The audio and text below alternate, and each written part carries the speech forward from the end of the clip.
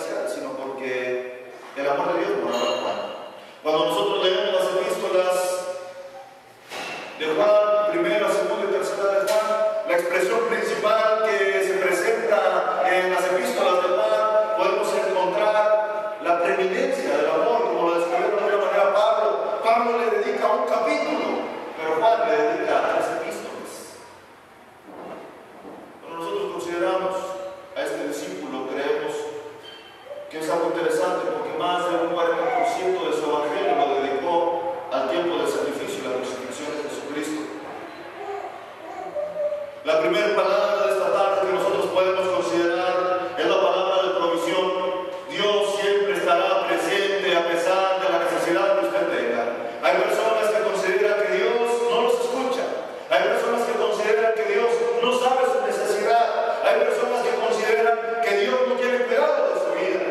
Sin embargo, esta tarde podemos decir que es todo lo contrario. Dios siempre está presente. Dios siempre tiene cuidado. Dios siempre está cuidando de ti. Cuando leemos en la palabra que tuvo una palabra de provisión, una de las 7 palabras que Jesucristo expresó en los últimos momentos de su ministerio, fue una palabra de provisión hacia la vida de María. Eso nos habla acerca de que Jesucristo tiene su pensamiento puesto en la necesidad de los que le siguen. Jesucristo piensa en usted y piensa en mí. Para Él no pasará por alto, tal vez al hermano o al pastor o a los líderes de la iglesia se les olvidará su necesidad. Pero a Dios no se le olvida, Dios lo tiene presente. Y Dios responde conforme a su necesidad, conforme a la necesidad de usted. Él responde y da una solución al problema. Cuando leemos la palabra de Dios, en la segunda palabra que encontramos esta tarde, es el versículo 28 del mismo capítulo 19 del Evangelio de Juan. Dice la palabra que después de esto, sabiendo Jesús que ya todo estaba consumado, dijo para que la escritura se cumpliese: tengo sed.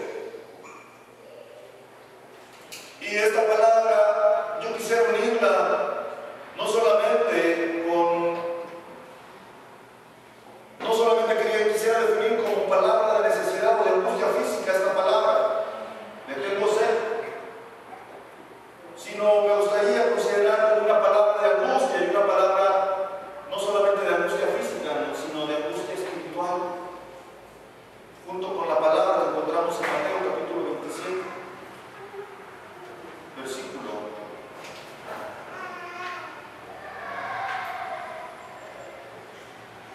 Mateo capítulo 27, versículo 46.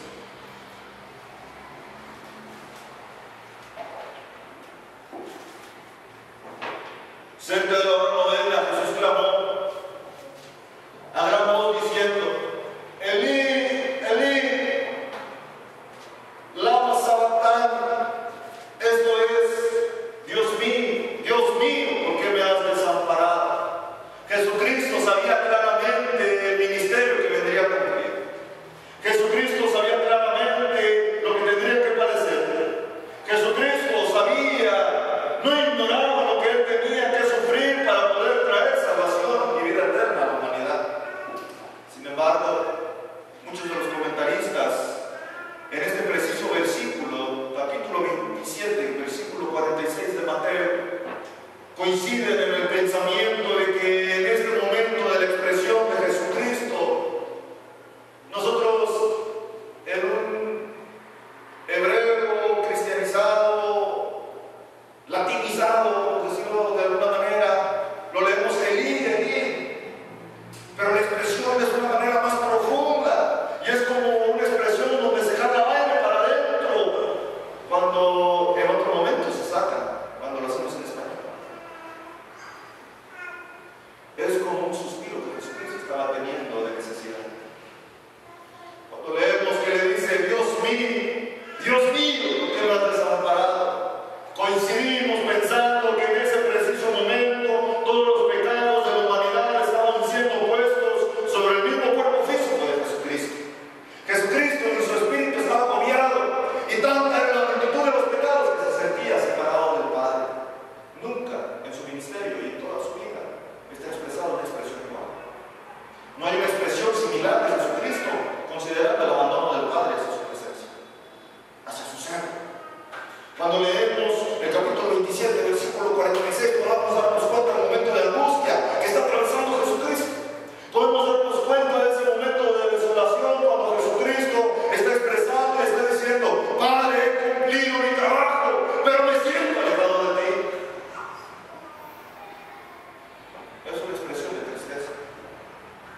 esta es la segunda palabra que yo podría decirles que podemos considerar como la palabra de angustia física y de desolación. Jesucristo entendió que Él venía con un trabajo específico, pero cuando Jesucristo le dijo, tengo sed, era para que se cumpliese lo que estaba escrito en la palabra, como dice en el Evangelio de Juan. Lo podemos encontrar en Salmos, capítulo 69, versículo 21. Salmo 69, 21. Cuando la palabra de Dios dice a través del salmista, me pusieron además hiel por comida y en mi sed me dieron de beber vinagre. Cuando Jesucristo expresó tengo sed, dice la palabra de Dios, que llegó uno de los soldados y picó el costado de él. Dice la palabra de Dios que él estaba en momentos de agonía. En el Evangelio de Juan, capítulo 19, versículo 28, estaba escrito que Jesucristo tendría momentos de desolación y momentos de angustia física. Muchos podrían decir, no significó nada, Él era el Hijo de Dios.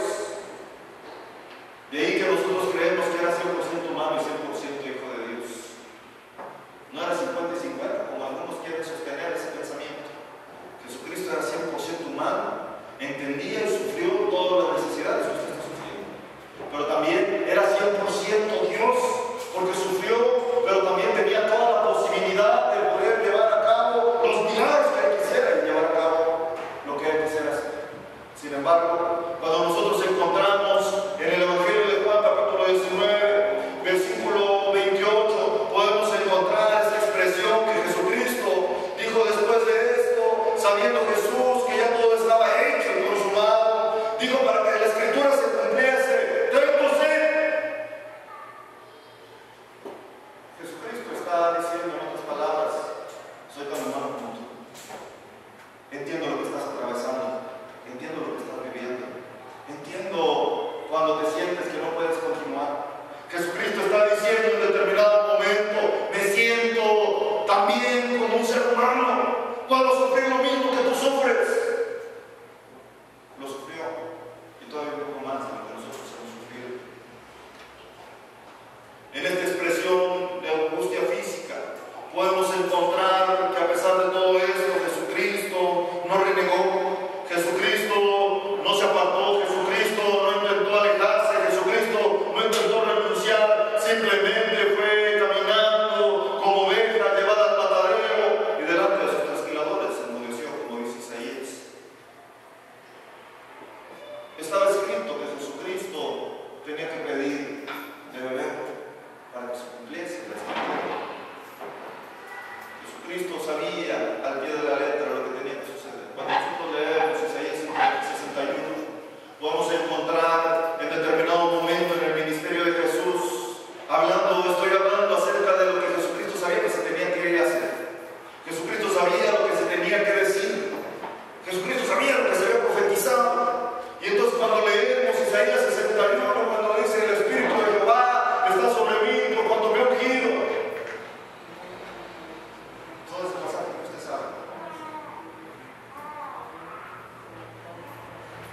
Cuando lo encontramos en Lucas capítulo 4, podemos firmemente creer que Jesucristo en ese día que lo leyó delante de los hombres en la iglesia, les dijo esta palabra delante de ustedes, el día de hoy se ha cumplido. ¿Por qué? ¿No recuerda usted cuando ha leído los evangelios que dicen constantemente, y Jesucristo hizo esto para que se cumpliese lo que estaba escrito en la palabra de Dios? Para que se cumpliese lo que se había profetizado, para que